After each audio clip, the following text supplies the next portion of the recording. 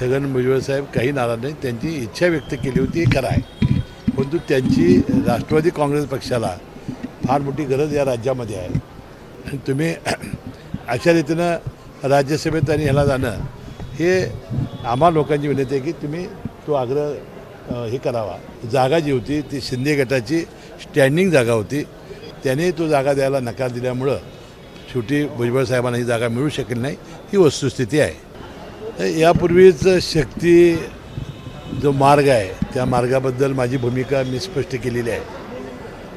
निवडणुकीदरम्यान ज्या वेळेला मुख्यमंत्री महोदय कोल्हापुरात येत होते त्यावेळेला परवा झालेल्या मंत्रिमंडळाच्या बैठकीतसुद्धा मी मुख्यमंत्र्यांना ही गोष्ट निदर्शनास आणलेली आहे की या रस्त्याची काही आवश्यकता नाही आणि या रस्त्यामुळं शेतकऱ्यांची जी जमीन जाणार आहे याचा फार मोठा फटका या निवडणुकीत आपल्याला बसलेला आहे. जवळजवळ 11 लोकसभेच्या जागा यामुळे अडचणीत आलेल्या होत्या आणि म्हणून कोणत्याही परिस्थितीत हा रस्ता रद्दच केला पाहिजे अशी भूमिका आमची आहे आणि ती मांडलेली आहे. आता जे इतर पक्ष आहेत किंवा विरोधी पक्ष आहे, इतर जे पक्ष आहेत ते आंदोलन वगैरे करतायत, ठीक आहे, लोकशाहीमध्ये त्यांना तो अधिकार आहे. परंतु शासकीय पातळीवर मंत्री म्हणून जेवढी ताकद लावता येईल ती लावून हा शक्तिमार्ग रद्द करण्याचा मी प्रयत्न करणार आहे.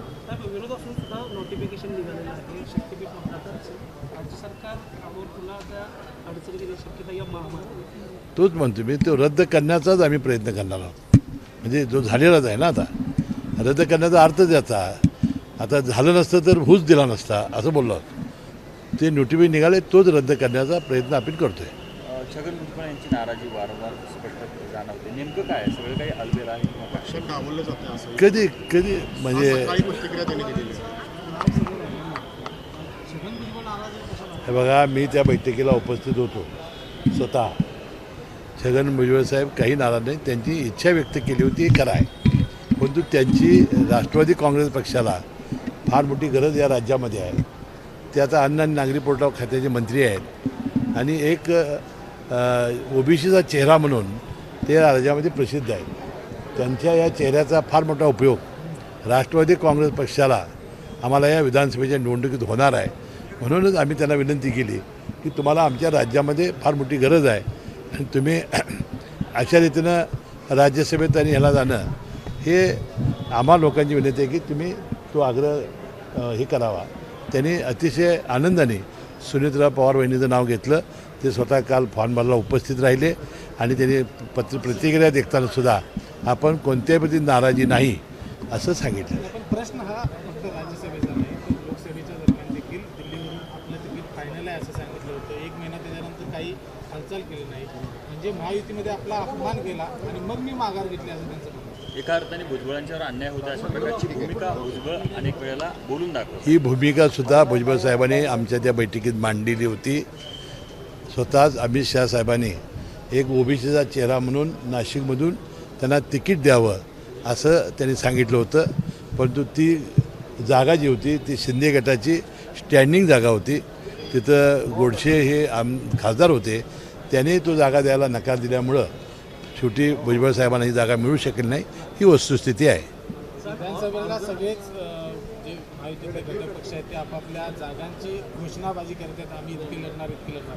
राष्ट्रवादी काँग्रेस पक्ष किती जागा लढणार आहे सर? नाही, जागा लढण्याचा सवाल नाही. जागा शेवटी भारतीय जनता पक्ष हा मोठा पक्ष आहे, साहजिकच त्यांना जास्त जागा मिळणार.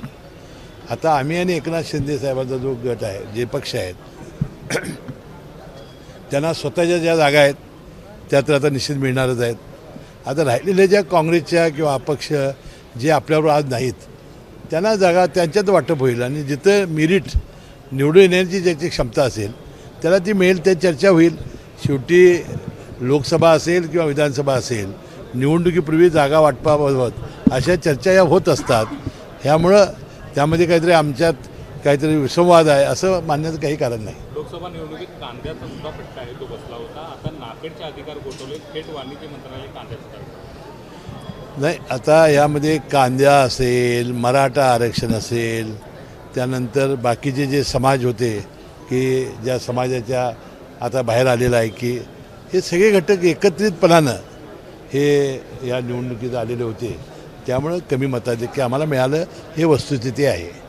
पण आता नापेडचे अधिकार गोठवले गेले, शेतकऱ्यांना न्याय मिळेल वाटते का? कारण वाणिज्य मंत्रालय थेट कांद्याचं नाही ते आता मी काय माहिती घेतलेली नाही आणि तसं असेल तर आम्ही वरिष्ठ पातळीवर बोलू. लंके खासदार झाले त्यानंतर आता गजा मारणी यांनी त्यांची भेट घेतली तर पाटलांचं त्यांच्यावरून टीका त्यांच्यावरती केली होती. आता मला काय त्याची काही माहिती नाही.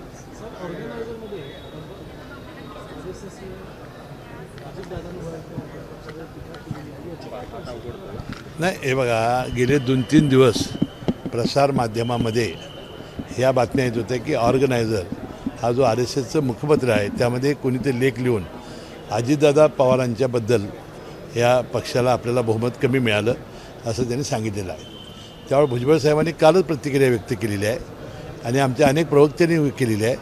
उत्तर प्रदेशमध्ये जागा ज्या कमी झाल्या त्यामध्ये तिथं तर काय अजित पवार गेले नव्हते, तिथं काय अजित पवारचा संबंध नव्हता.